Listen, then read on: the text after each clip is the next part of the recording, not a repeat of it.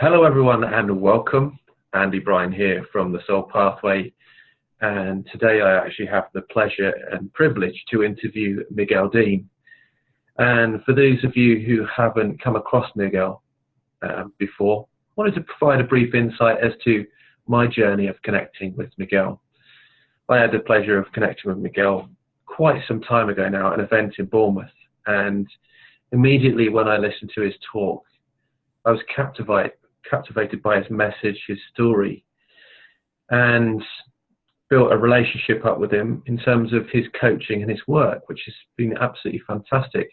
And I had the pleasure of listening to his audiobook, Stepping Stones into the Mist.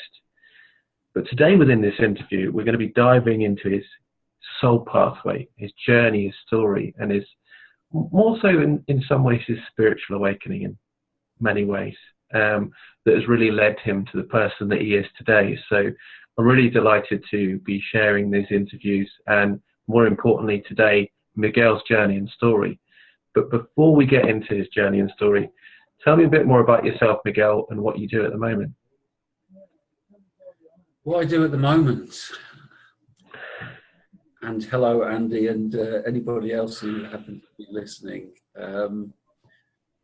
Okay, the bulk of my work at the moment is around empowering young people, young adults. So I do a lot of one-to-one work, generally with disadvantaged youth, 16 to 25-year-olds. Something that I'm very passionate about. Young people are the future, and I see there's no better way of contributing to empowering people, the world, than our young people. I'm also feeling more drawn towards my writing. I'm writing more these days. As you mentioned, Stepping Stones in the Mist, that was the first book that was written probably nearly 6 years ago now, and not a lot has happened apart from my sort of blogs and that sort of stuff. But yeah, there's a children's story that I've written recently, for 3 to 7 year olds, called Little Mouse and the Apples, which I've just got a publishing deal for that, so that's kind of in the process of happening. And yeah, I'm writing I'm not quite sure whether to call it the second book or the third book, whether to call the children's book a book. I guess it is really. So the third book is beginning as well. I'm writing a third book, and I do a little bit of speaking. That's kind of fallen away a wee bit. I've kind of felt the need. The last year I've been a lot more, it's felt like a time of going in, and I've kind of withdrawn a little bit from my public profile and being out in the world. I've really felt a need that there was some stuff that needed clearing and sorting within me. Yeah. So not so much speaking. And then my work with with adults, coaching, mentoring. I quite like to call it counselling, as in with the word soul in the middle of there, because it's about a bigger picture. And having walked that path myself for 20 odd years now, I just can't help but see when I'm with other people, can't help but see the bigger picture. I'm lucky. I've got a friend, a buzzard, so he takes me up on his wings, and from that vantage point, from up high, I tend to be gifted with a higher, broader perspective of actually what's going on, like the buzzard does. Definitely. No, I love it. And counseling sounds amazing. It's all about your soul essence, isn't it? Being, who you truly are, stepping into that power. Mm-hmm. So let's go back on that journey. We look at the first start of our journey and into stepping into who we are, and I believe it's our old self, those old patterns, those old conditions, old behaviours, and old life in many ways. Mm. If I was to ask you what that was like for you and where you found yourself before you even stepped foot on this journey. Okay, so where I found myself, yeah, it's a nice way of putting it, isn't it? It's kind of like land on planet Earth, and it's like, okay, let's have a look around and let's see what hand of cards I've been dealt to work with. Yeah. I was born to a Spanish mother and an English father in England in 1968. And when I was 7 months old, my mom died. She died of cancer, and that created a lot of challenge for my father, myself, and my 3 other brothers and sisters.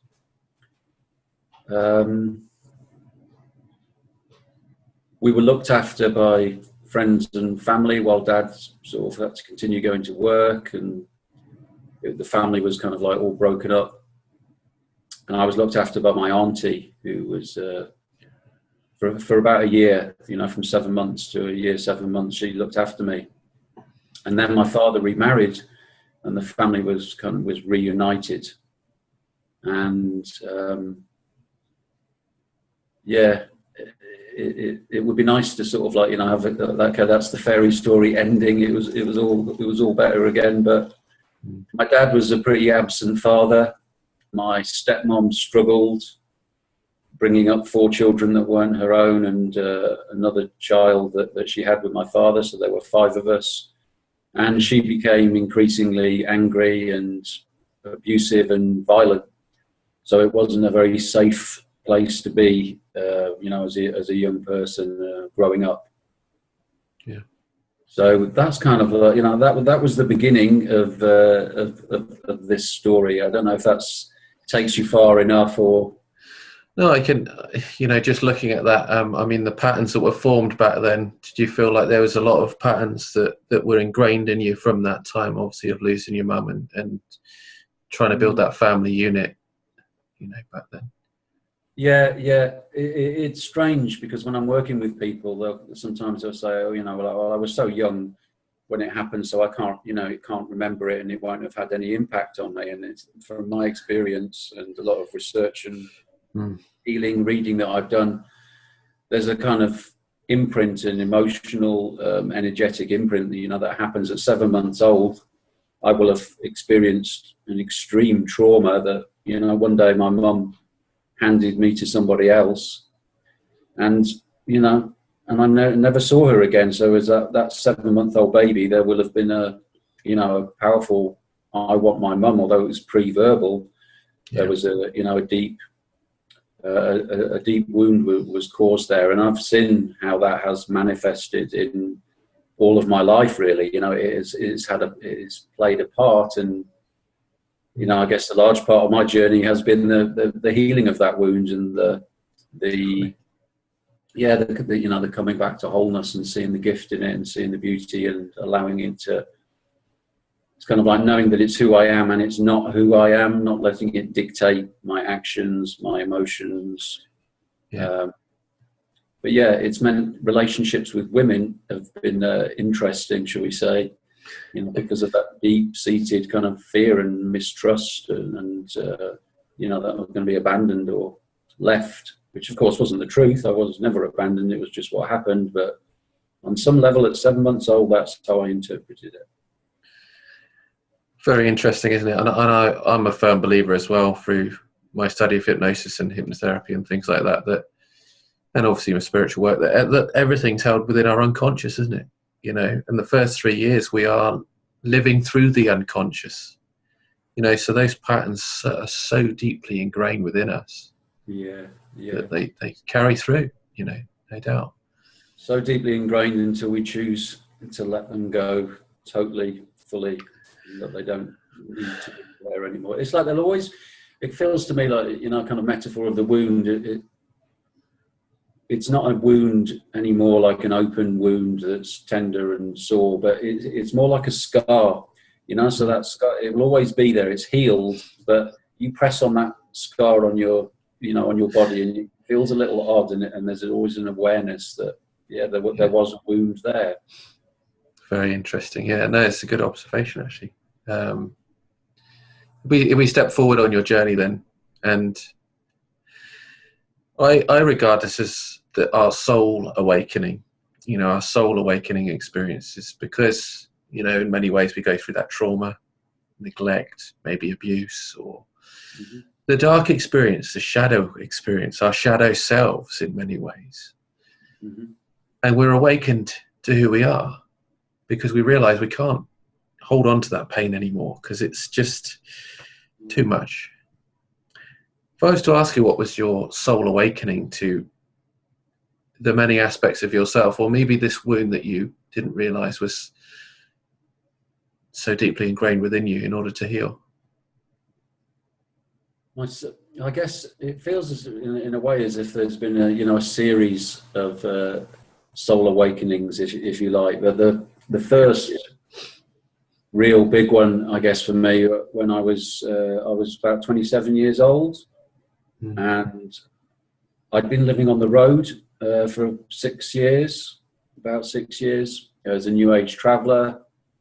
I've been doing a lot of drugs. I've been involved in all sorts of crime, and life was just full of violence and chaos. And I spent a bit of time living on the streets, homeless, begging, and I got myself in a real mess. And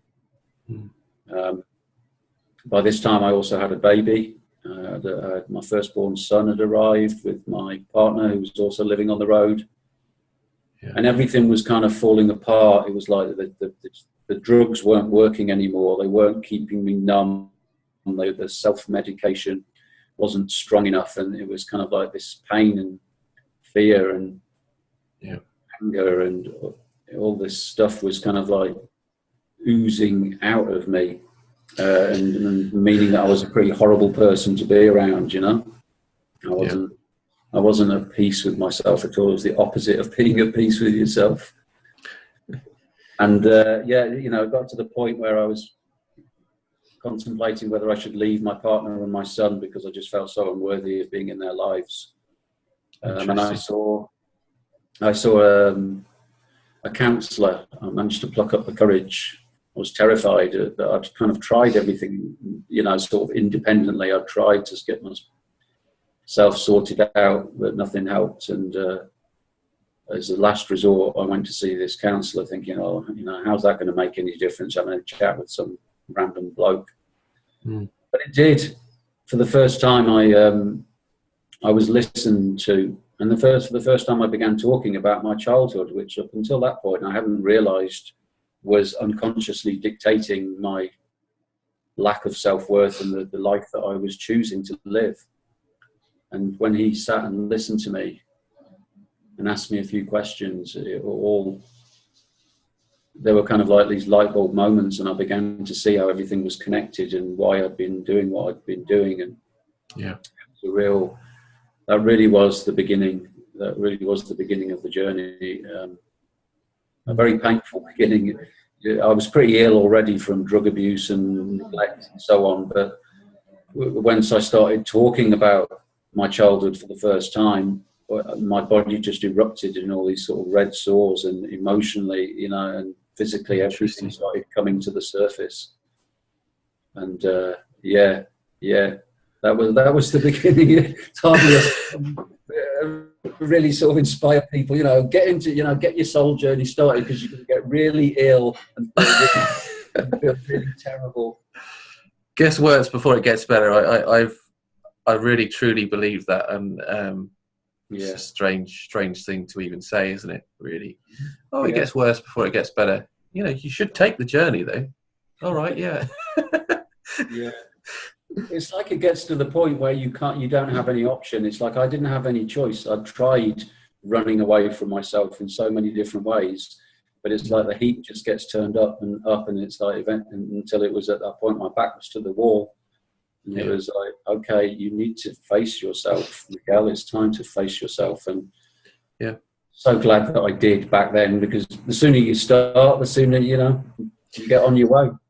And that brings us back a little bit to that phase of the journey that I regard as a place of self-inquiry. So when you said you were previously numbing yourself through drugs and things like that, and you realized it wasn't working anymore, and your soul was awakening to it, I feel like we go through this place of self-inquiry when we inquire about ourselves. We look within ourselves, and we got to question what it is we're experiencing, what we're going through in order to heal.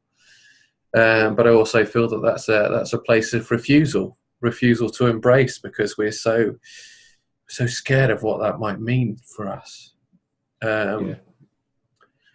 So what was that like for you in terms of, you know, making that transition or going through that phase of inquiry in your mind and in your body, you know? Yeah, I mean, I guess in the sort of dark aspect of it,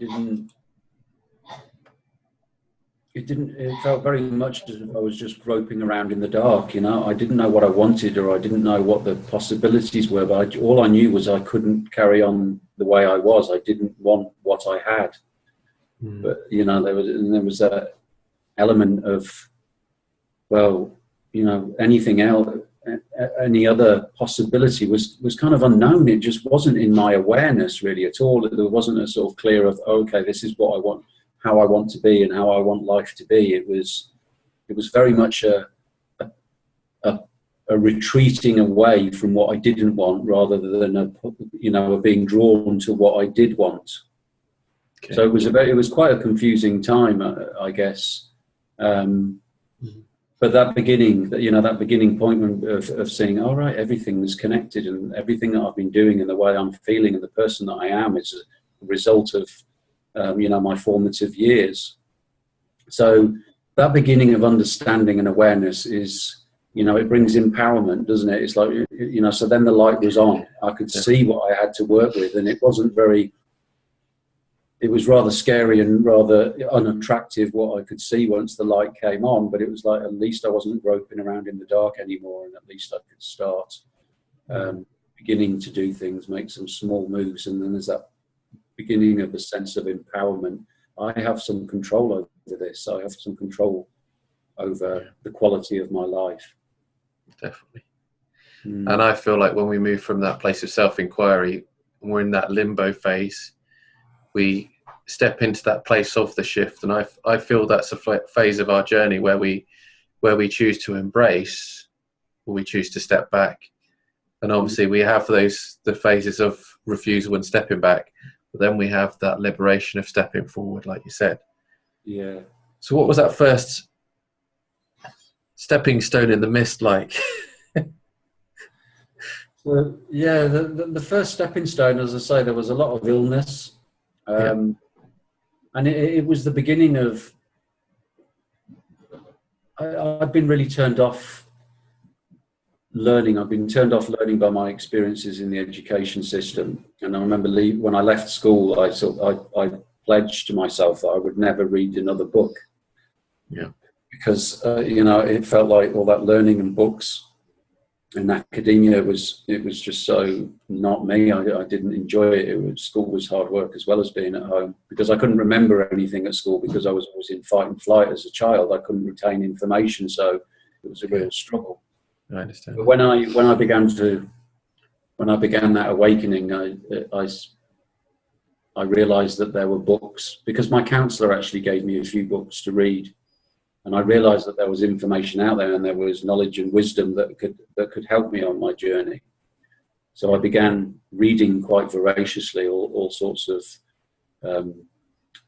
particularly men's work books, a relationship to father and all that sort of stuff. And life connected me up with a guy who was seeing a spiritual teacher, and I was also, very skeptical of anything. It was all a bit woo-woo and new age, and I wasn't into all that. You have to remember, I'd been a kind of... I understand.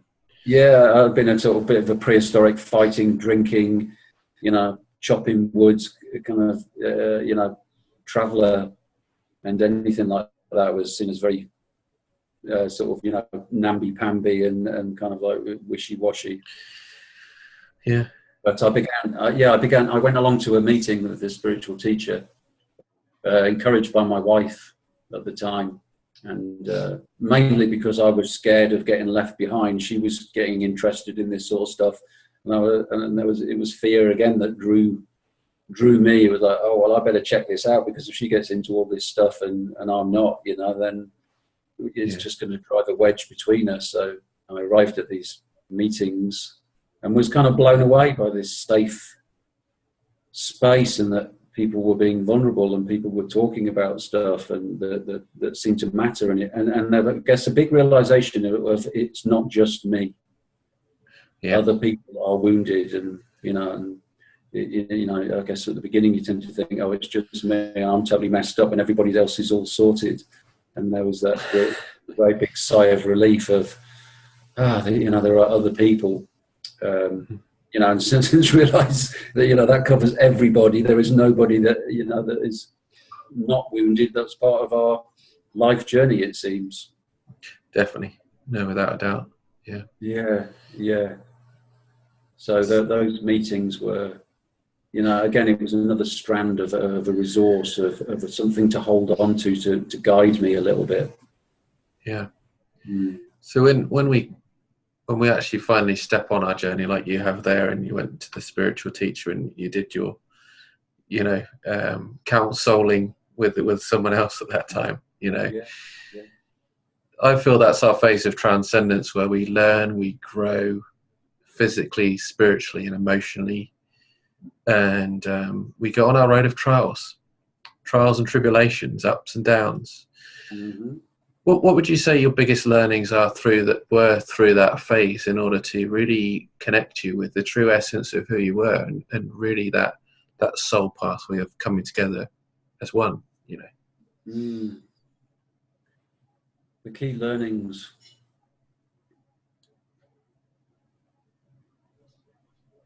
I guess in a way, pain was a great teacher.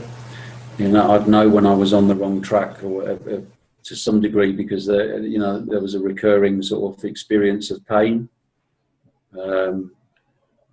doing things wrong.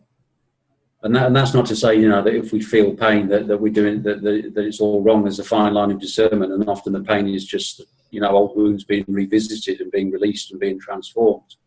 Yeah. But pain was a great.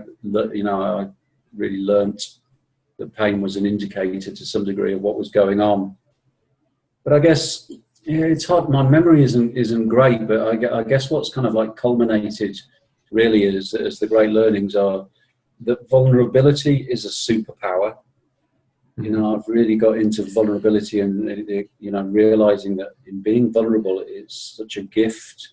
It's such a healing quality, and it's such a gift to the world because it gives others permission to be vulnerable.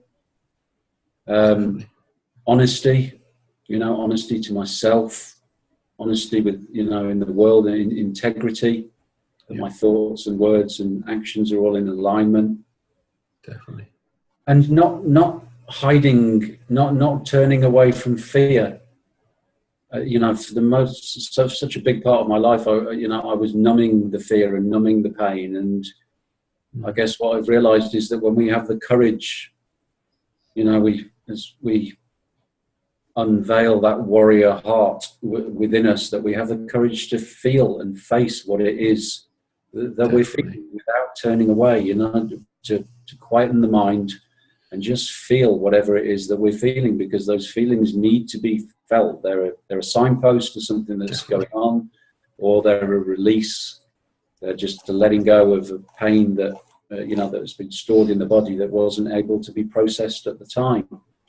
So that's become really big for me, being present and having the courage to feel what it is that we need to feel, without distraction, without numbing, without avoidance, without projection and blaming. And yeah. And it's so interesting, because we can say things like this and say, oh, it sounds nice and simple and easy, just honesty, truthful, and connecting with ourselves and just sharing our vulnerability. And wow, that stuff is not easy at all, is it? That stuff is really like the core of who we are, and in expressing that, it's really like, wow, the strip bare, Yeah, to be naked, to be vulnerable. And we live in a world that we've been conditioned so much to do the opposite, to wear masks, to hide our imperfections, to feel shame, to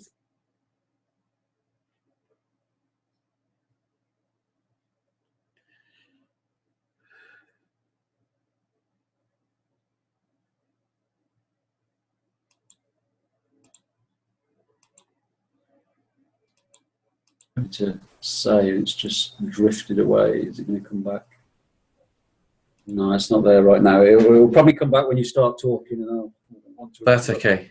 That's okay. I did a post. It was a year ago, and it was about us as men, being the warrior, but more so the conditioned warrior, where we look back at old patriarchal systems, and we've got that body of armor on, and that body of armor is a great symbol of strength, because nothing can penetrate us. The armor's there, the sword goes in, and it's like nothing can touch us.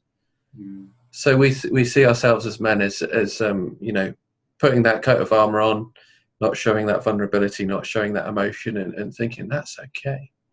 But it's what's inside that comes out, which is true for who we are, and that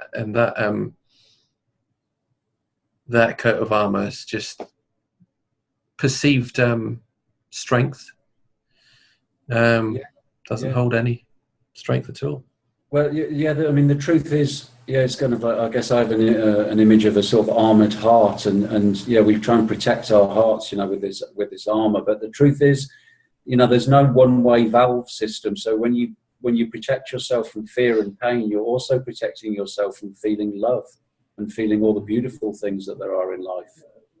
So we become like ghosts, really. We're living a half life. We're sort of zombies, because we're here to experience the fullness of beauty and joy, as well as the depths of pain and suffering. That's what it is to be human. Let me ask you a question there then about that armor around our heart and the armor around our bodies, or however we choose to wear our armor. If we choose to wear our armor, do you feel like it's allowing us to go back into our old patterns, our old emotions that cause more deep harm and pain in the long run? It seems to me that the life is a process of dissolving the armor, or taking it off one piece at a time, just letting it go. And sometimes we might quickly scurry and pick a piece up again and put it back on. But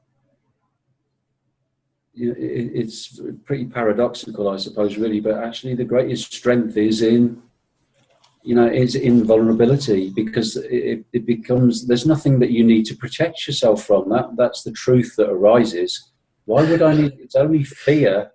It's only fear that causes us, that makes us believe that we need to protect ourselves. If we believe that the world is a beautiful place, which I believe it is, then there's nothing to protect myself from. And it means that I can live my life more freely. Because if you think, using an armor metaphor as well, it's awful clunky, trying to breeze around in a suit of armor. You can't flow and move and breathe.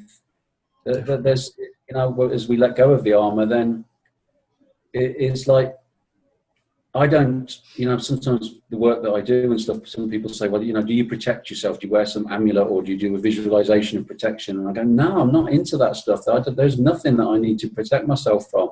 If there's something uncomfortable, then there's something for me to learn in that. It's a gift as well. And, why would I be protect myself from when all I believe is that all there is actually beyond the comprehension of our mind is love. That's who we are at our essence. Definitely true. Love it. No, fantastic. No, thanks for sharing that. I think it's very true, and you made me go into myself just with you sharing that. It's very interesting. Before we move on, I noticed your backdrop there, and your backdrop says a lot about you, and in some ways connecting to some of your roots. Would you say, like, obviously that's sort of very much Celtic in some ways? Would you say?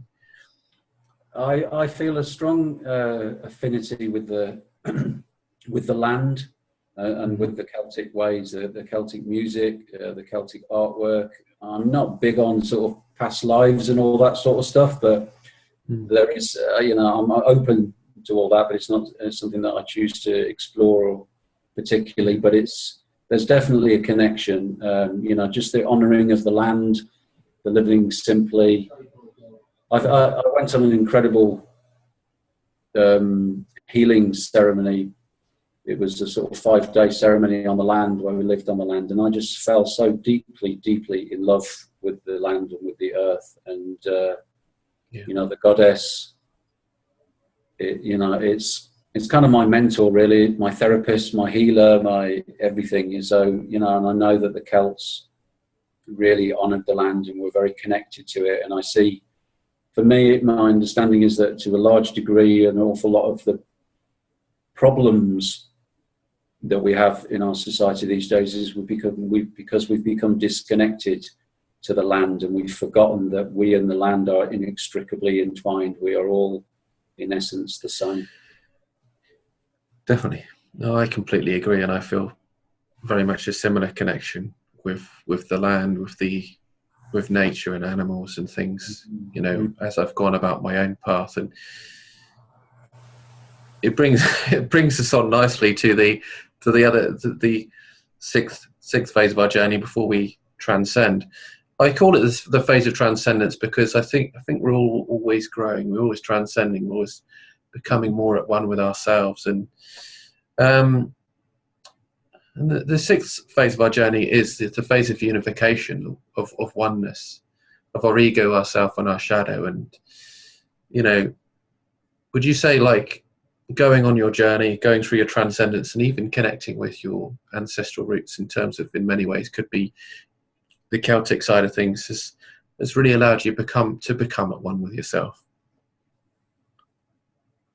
Yeah, I mean, it certainly feels, you know, I mean, I know you're aware of this, Andy, but it's certainly not a linear process, you know, our soul pathway. Yeah. And it seems to come in waves, you know, and sometimes just glimpses of connection and wholeness and beauty. And I guess it's kind of like arises more and more. A lot of the time I still feel disconnected. I'm kind of particularly on a bit of a journey in exploring sort of aloneness at the moment. And knowing the paradox that, you know, it's only the egoic mind and so on that convinces that we are alone and that we are separate. Yeah. But the sense of oneness and connection, I would say, is, yeah, it's the exception rather than the norm. But it happens most in nature. You know, I walk daily if I can. I always get out under the sky. It happens in nature. It happens in communion with others, you know, with other people that are really resonating in a similar way, on a similar journey. It happens with music. It happens in meditation to a certain extent, just being still, or just simply, you know, just coming back. Just keep, almost like a camera zoom lens, just keep coming back and living from the place of the witness rather than Miguel and the egoic mind. You know, just keep pulling back and going, wow, you know, who is it that's looking out through these eyes? Who is it that's feeling this water from the shower falling on my naked skin? Who is it, you know, that's brushing these teeth, or, you know, whatever it is? Just keep coming back to that present moment, and then it can be nothing else but communion and transcendence in those moments. Definitely. No, I completely agree. We do go through those phases of feeling at one, and then we've got different phases of our journeys. And, you know, I like to think of them as cycles of experience. You know, when we have one experience or one wound that we are trying, or we're working through to heal, you know, then we go through, as I said, it's not linear, but we go through some way or form of this strange journey that intertwines, but allows us to become at one with ourselves with a certain given experience in many ways, you know? Yeah. I feel anyway. Because the final phase of our journey, I like to regard as our higher self, where we're living by our higher self in regards to our journey, our growth, our true soul essence, where we're being guided from within rather than externally Mm-hmm. from the outside world. So I feel like you're living from that higher self, that higher place where you're allowing yourself to be guided by what you feel is within you. Mm. Can I ask what that feels like for you, and how you go about doing that? Yeah. I guess the key word there is to a large extent is feeling. You know, I'm finding that as I live less from my mind and more from my heart, that you know that internal compass seems to operate more easily, shall we say? And it's kind of, if something feels right, then I'm usually open to exploring that, you know, to following that, regardless of, my mind might say, well, that's a ridiculous move, you know, where's that going to get you, and blah, blah, blah, and once it all worked out and logical. But I guess, you know, at the beginning of the interview, I said that I'm writing more. I guess that's a good example, you know. I'm just feeling drawn to write. It's like, what feels good? What nourishes you, Miguel? Where do you feel in flow? What is effortless? Rather than sort of struggling at things that, you know, I know that there is an element of effort and you know, not everything is going to be easy, but just following that sense of what nourishes me and what makes me feel good, what makes me feel fully alive, you know. And that, for me, those are signs. And that was my soul, my heart, you know, speaking to me and saying, yeah, you know, whispering, follow that, Miguel, yeah, follow that. And, you know, because we can always turn around, we can follow it. And if it leads up to a brick wall or a load of, you know, unnecessary pain, then we turn back and we've learned something, you know. It's following that. Yeah, the inner guidance system, you know, a bit like the metaphor again of stepping stones in the mist. Just what does, when the mist clears, what stone is presented? What is the next step? Then take that step and just see where it goes, you know, and see what happens and see what opportunities there are for learning, for loving, for contribution, for growth. Just check it out. Be curious. Be brave. Love it. No, definitely, and that's for me what living your soul path is all about. You know, living by that higher self, being guided, and having courage, being brave, stepping into that mist of the unknown, allowing whatever to unfold to come through, right? So yeah. Well, I don't believe that we can do it wrong, you know. Every choice that we make will have a consequence. But, you know, from whether it's only the mind that judges it right or wrong, you know. If we choose it all to be right or all of value, because if it's wrong, then we just learn from it and we move on and we can cross something off the list and know that's not where it's at. So many people that I work with, you know, they're not sure which way to go or what to do next. And it's like, I always just say, just do anything. It doesn't matter. The only wrong thing is to stay where you are in a painful, uncomfortable situation. Yeah. Just do something, because it will connect you up with something else. And it means that you're moving. You become a flowing river again instead of a stagnant pond. Definitely. No, I love it. And thank you for sharing your journey and story today. I know we covered so much, you know. I think there's a lot of shifting and changing there, and I do feel like there's been a big transformation in who you are, especially from that old self. Do you feel like that old wound's been healed within you, or do you feel like sometimes you still revisit it in those tiny moments? That big primal wound, you know, I think it will always be there to some extent, but it depends on how.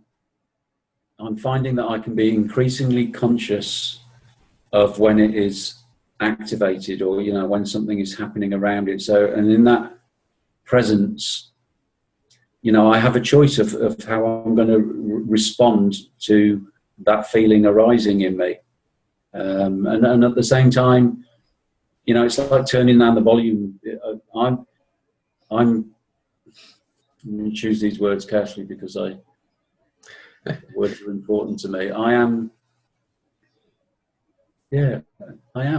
sure that the vast majority of that healing work around that wound is done. Fantastic. And and what is left to do is a lot more manageable. And now that I no longer have any fear of it, or I'm not avoiding it at all. When it comes up, then it's just another gift. There's nothing for me to fear. It's for me to come up, to feel it, and watch it dissolve and disappear. Fantastic. Excellent. That brings us on to your work then, and what it is, again, that you do today. I know we asked at the beginning, but tell us more about your coaching, your work, and how you support people in their lives. Okay, thank you. Thanks for asking that question. Empowerment is key, and it's the word that I really like. And but I can't empower anybody. I can facilitate their own empowerment.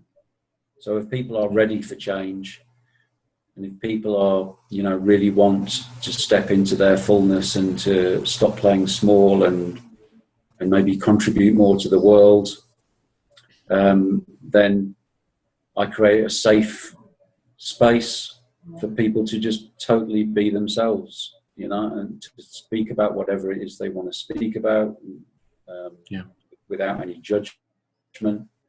I work quite intuitively, so different people will present different things. Some people want more of a coaching approach, as in, they want some action steps, and they want to, they want some structure, and they want some practical things to be doing. And largely then I'm holding them accountable and, helping them plan their journey for themselves. Others just want to be listened to, that they've not been heard fully. And I say just listened to. I shouldn't really use the word just, to be heard by somebody that is fully present and to be really heard is an incredibly powerful and transformative experience in itself. It's often, undervalued for somebody just to really witness. And I'm very good at making people cry, because it seems that, it seems that people feel safe. I see it as a good gauge. People feel safe enough to allow those wounds or pain or whatever to come to the surface, because they know they're not going to be judged, and they know they're going to be held safely, in that space. And others benefit more from a kind of mentoring approach, where it's kind of like, it may be that I'm a few steps along further along the journey than they are, and so I can share the wisdom of what has worked for me and what hasn't worked for me, and give them guidance from that higher perspective, and see what's going on, when often people are so kind of lost in the fog of their own emotional and personal pain and lack of clarity, whereas I can see things from a clearer perspective and help the mist disappear and dissolve a little bit. Yeah. Fantastic. And obviously I wanted to share my experience of having coaching with you, because it allowed me to connect to my vulnerable self, and share some of my patterns, and having them come up, the vulnerability comes through, the emotion comes through, and that place of observation through your coaching and your counseling, was fantastic. It's really a great experience in it, and one of those introspective moments that I think we all need in order to grow, transform, and really be our true selves. So thanks very much for that as well. No, well, thank you, Andy. I always find it's one of the bits of my work that I just so love, because it's such an honor and privilege to hold space for somebody, and when they're vulnerable, when they're real, it's like something so beautiful. When people are vulnerable, we have this